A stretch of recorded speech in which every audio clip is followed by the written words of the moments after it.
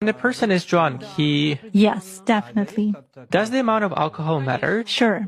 If a person is drunk, he sleeps. He has no control over himself. He loses awareness. So he's already vulnerable.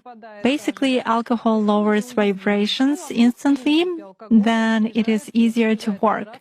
It is easier to attach an entity, and it is easier to take possession of a person's mind.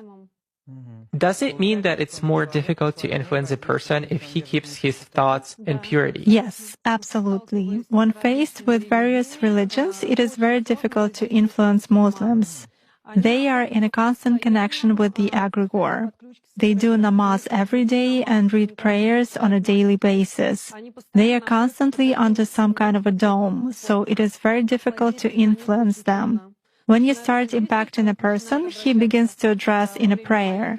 Indeed, many of them are very different from those who come to church only when everything is bad in their life. They come to pray, and then for 5 years they forget about God, some canons, and so on. Muslims, as a rule, passionately believe and passionately give energy to their egregore. And this egregore protects them very well. That's why it is very difficult to work to make any kind of influence on a true Muslim believer.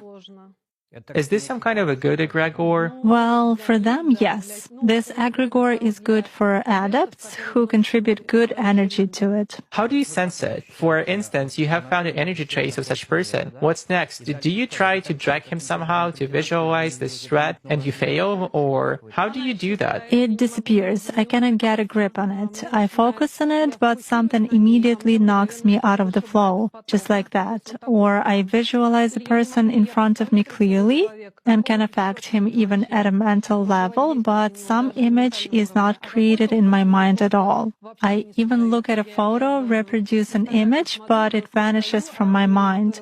Thus, I can clearly see that a person is covered with something. Does this only work with Muslims? It does for me. Nowadays, there are very few people among Christians who truly believe.